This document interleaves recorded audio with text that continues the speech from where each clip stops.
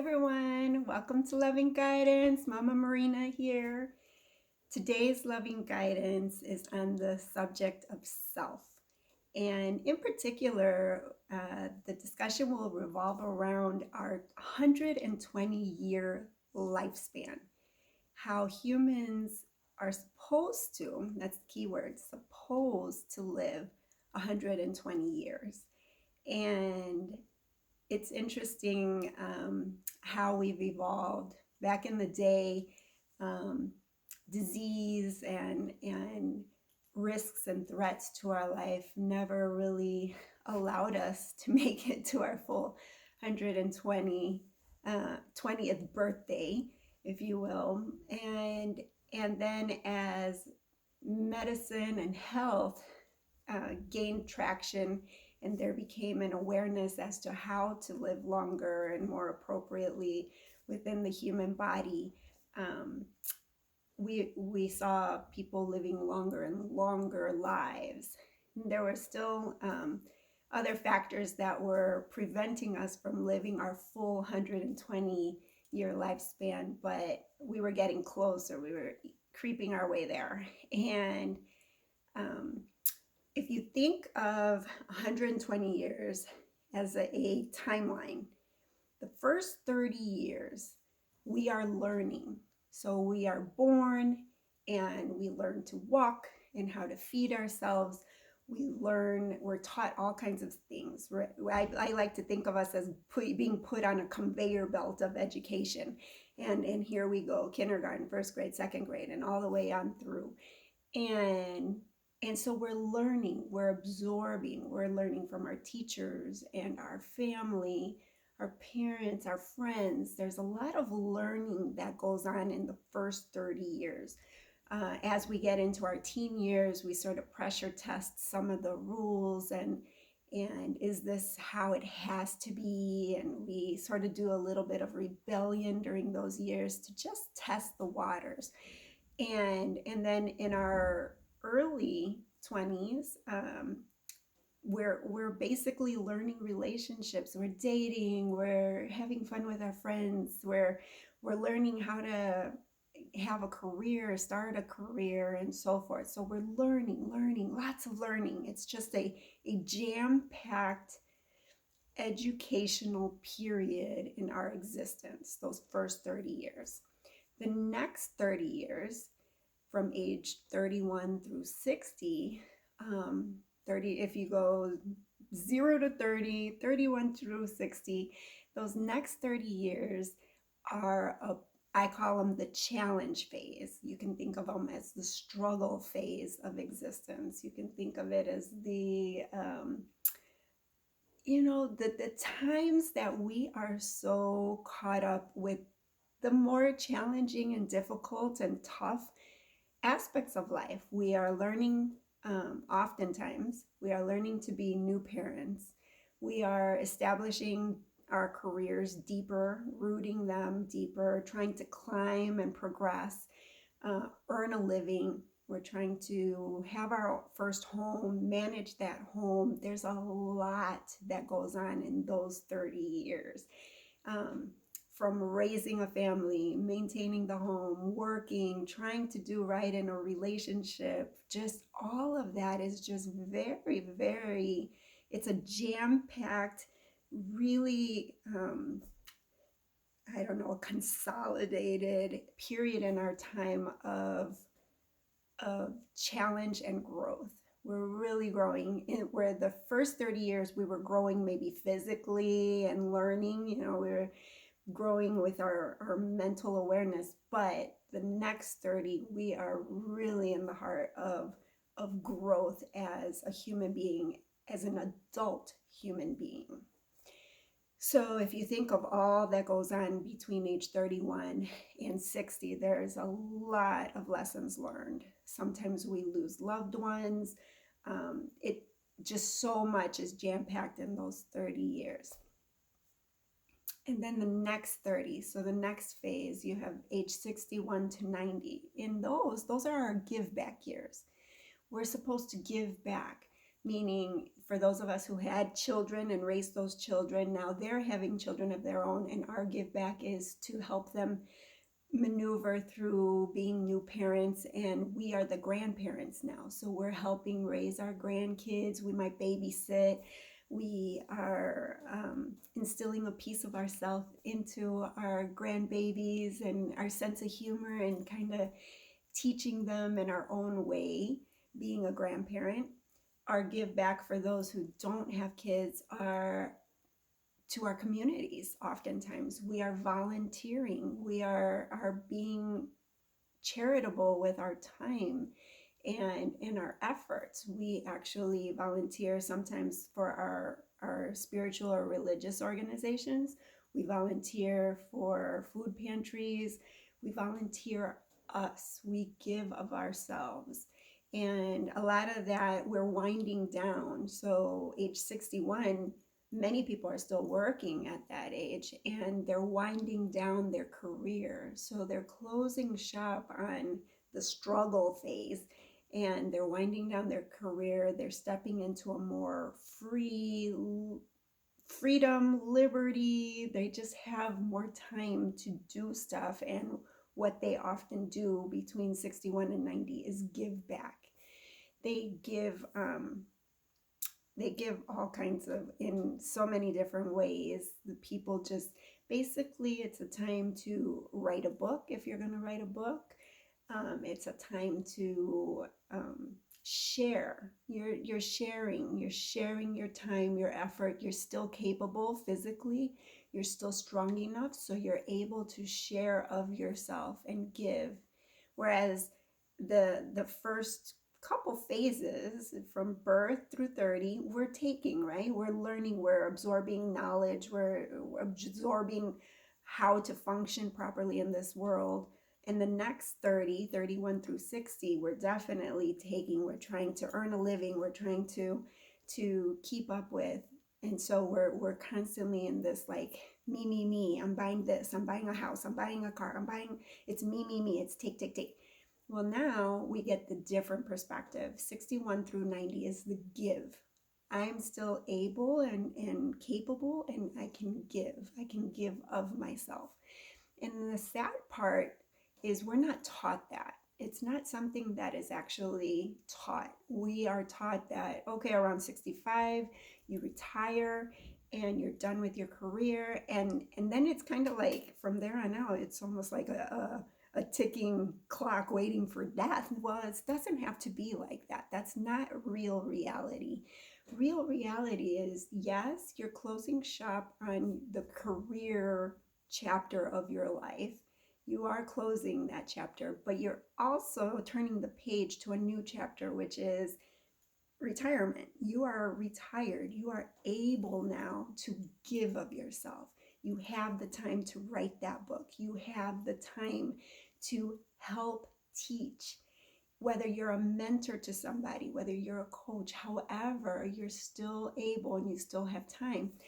And because society doesn't teach that, it's actually doing us a disservice, because we have all heard or experienced someone who retires, let's say around 65, 67, 70, somewhere there, and shortly thereafter they pass away. And it's almost because we've programmed or conditioned people to believing that that's sort of like the process that happens, but that's not necessarily how it needs to happen. If we could teach people the reality of what that phase should entail and hold, is the give back, and then they can reimagine their life without their career, and instead of feeling like lost or they no longer have a purpose. I mean, for many people, their job is their rock. It is their purpose. It is something they can count on. They go there day in, day out. They perform their best. And so it acts as like almost like a crutch for them. It's their rock. It's their foundation. And when that foundation is gone, they've retired, they're a little lost. They don't know what to do with themselves. They are floundering in life a little bit, like, okay, now I should just die. I mean, I've achieved everything I'm supposed to achieve, and that's not true. So if we can start to teach people that ages 61 through 90 is the give back years, and how they can imagine and create in their mind how they are going to give back to humanity, whether they're helping Mother Earth and they're planting trees or gardening, whether they are helping wildlife. What are you going to invest the energy and the life that you still have in the physical body? What kind of legacy do you want to leave behind? And now that you don't have the whole career aspect that's closed, you have the time. So how do you want to invest that time? How do you envision yourself investing that time? It's an imagination. You got to use your mind to envision, what do I want to do with this time that I still have? And how can I give back? How can I best serve? And so then we've made it 75% of the way in, from birth to 30, from 31 to 60, from 60 to 90, and our final quarter of life, from 91 to 120. That final fourth, that is supposed to be the wisdom. That is where we are like the Yodas and the gurus and the truly wise ones. We are almost like the shamans. People come to us to ask us for wisdom and guidance. We are to guide.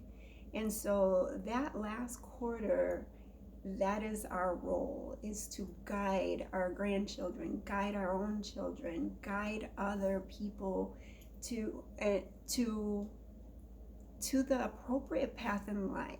And so if you think about that, you've made it to age 91 and you've survived everything. You've learned how to walk and talk and feed yourself, and how to be a little bit of rebel and push the boundaries, how to establish a career, how to raise a family, have a baby, all of these things, help with your grandkids, everything, loss of a loved one, how to overcome that grief and that sorrow, accidents, anything that we've already overcome. Maybe your house burned down. Whatever it is, you have experienced 90 years of, I like to call it adventures. You've experienced 90 years of a whole lot of adventures. Some of the things that have happened in those 90 years were pleasant and desirable and happy. And a whole bundle of what happened in those 90 years were surprises, unexpected, not desirable. Maybe you had health challenges, all these things, and you're still here at age 91 and beyond. It's time to share how you have overcome, how you have managed to get to this point with others, so that you can teach them when it's their turn to enter that phase. You're guiding them as they get closer and closer towards that last phase of their own existence. And so 120 years is how long we are supposed to live. Now, here's the problem too. Besides the conditioning of society saying, hey, as soon as you retire, you're supposed to check out shortly thereafter. It's just crazy.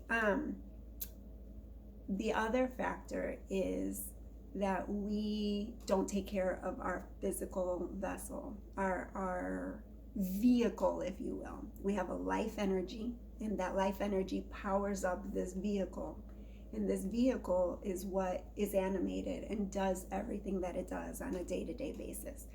And if we mistreat this vehicle, just like if you mistreat your car, just as if you neglect your home, we've seen homes that have been neglected. The grasses are big and tall, the shutters are falling off, the fencing is just falling apart, it's decaying, the paint's falling off or has already fallen off. It's just, it looks abandoned, it looks neglected, it does not look loved, cared for, maintained. And lots of people do that same thing to their body. They run their body ragged, they neglect it, they don't show it the love and the maintenance that it needs to be able to last 120 years. 120 years is a long time. And so when we run our body ragged through eating improperly, through being stressed out and nervous, anxious, and allowing that nervous system to be just very, very overrun. I mean, we just have that nervous system freaking out every which way. When we don't circulate it, we need oxygen. So think of the 4 natural elements. Our body needs all 4 of those elements to be able to last the duration of our entire lifetime of 120 years.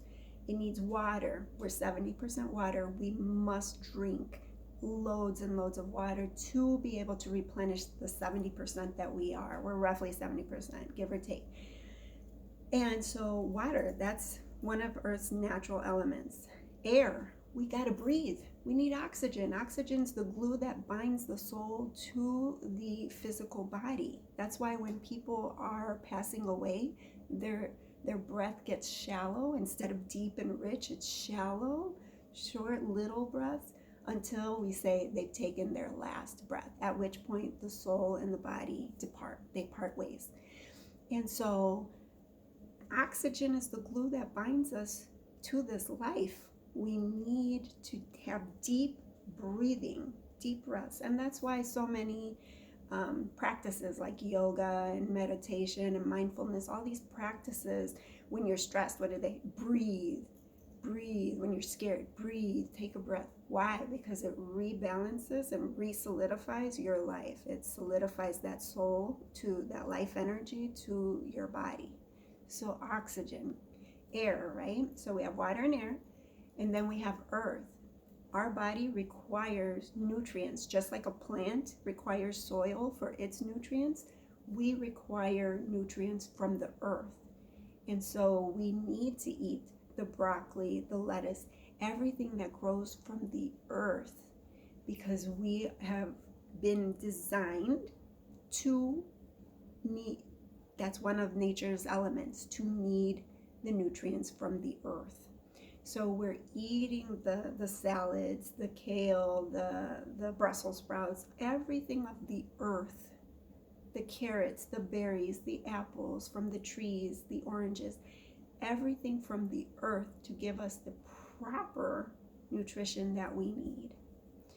And so earth, so we have air, water, air, earth, and the final one is sun. So our body, our physical biology, our body requires the heat, the energy, the light of the sun. It requires it on a cellular basis. On a cellular basis, we need the energy from the sun, sunlight. So that's the fire component: water, air, earth, and fire. And so the sunlight, not only does it help us with vitamin D, that's become very popular recently, how our body requires vitamin D, but it requires the energy given from the sun. It's a life energy. It reinvigorates our mitochondria and our cells at a cellular level. It reinvigorates. It's almost like a power source that just reinvigorates that soul. And actually it also reinvigorates our physical body, up energy. So that's why when it's a gray, gloomy day, you feel sluggish, you feel down. When it's a sunny day, you tend to be more vibrant. You go out, you feel more energized. It's the sun. It's the energy of the sun. We absorb it and then we exude it. We are energy. We're energized. And so this vehicle, if we want it to last 120 years like it's supposed to, we have to give it its proper maintenance. with the four natural elements. We have to give it the water, the natural food from the earth, the nutrients, the oxygen, and of course the sunlight, the energy of the sunlight. Those four, when you give them that, when you give yourself that, and you have the deep breathing that helps calm your nervous system, and you keep in a balanced, more inflow state, that's when you can stand the test of time. That's the survival of the fittest. That is how you survive and have longevity and have a long, fulfilling, rich, valuable life. You stand the test of time. You're strong, you're resilient. You've taught yourself all of this, how to persevere, how to overcome challenging times, and how to rejoice and just absorb and take in all of the good times, the easy times. There are going to be both. You're going to have a blend, and they usually kind of ping pong. You got good and bad, good and bad, good and bad. And so you have to be strong enough physically and grounded enough energetically to be able to endure all of that, the good and the bad. And you do that through loving one of the ways is loving your physical body. You have to love it. You're not loving it by abusing it with sugar and salt. And you're not loving it by abusing it with heroin, cocaine, or any other drugs. You're not loving it when you're dousing it with alcohol and even Kool-Aid, any of these sugary drinks that make it acidic, sodas, that's making it acidic. Your body is meant to be alkaline. And so loving your body is actually respecting it, respecting your physical self, respecting it as it is, how you were born. If you were born missing an arm, that's fine. You're still you. You figure out. That's the survival of the fittest mentality. How do I adapt? How do I best flex with what I have been given to survive the test of time? How do I change based on what's changing around me so that I can stand the test of time?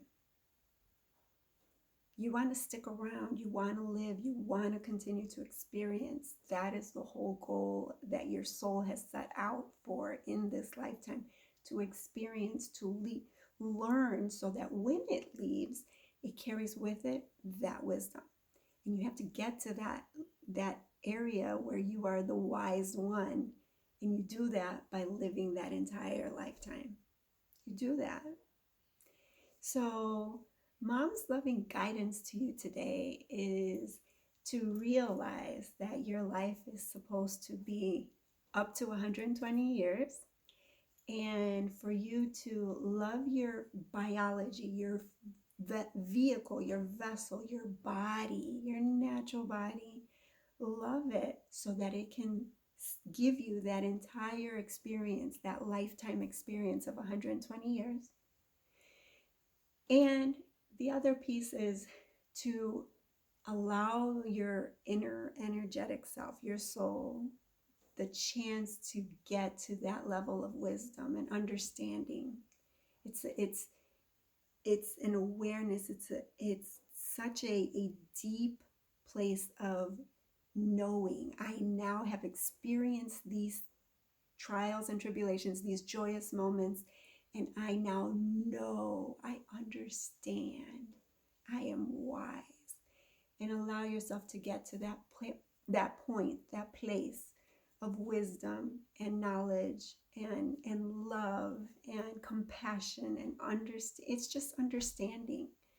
Once you understand something, it's not scary to you anymore. You have more empathy, compassion. There's a level of knowing. I just know I'm good. Not knowing like egotistical, like I know everything and you guys know nothing. It's not that. It is a understanding, a knowing, an inner knowing. There's no ego involved in that. There's no ego in that. So it's not about proving that you are more knowledgeable than somebody else. None of that. It is, I've lived these things. Here are my experiences. This is how I've been able to overcome certain hurdles and challenges in life. Here's how I have rejoiced in the rewards of life, in the good times. And maybe these nuggets of information of my experiences can help you too. And get to that point. That's age 91 through 120. Get yourself there. You can, absolutely. You're not meant to just wither away after retirement. You're not. So that's Mom's Loving Guidance for you today, my babies. I wish you a marvelous, marvelous, long, healthy, and strong and vibrant lifetime. I am hoping that you will share with me your loving thoughts on this topic and share your comments and your feedback. What are your thoughts about the 4 stages to an entire lifetime of 120 years? And give a thumbs up if this topic resonated with you. And also subscribe if you would like to continue to join us during our loving guidance discussions and see if we can continue the wisdom sharing, the knowledge sharing, the growth and the learning, and just, I guess, getting deeper and deeper connected with ourselves and with each other. That's the goal, to get truly on a connected basis, not separated, on a connected basis. It's so much better to be unified. It's more powerful. So I love you all. Stay well.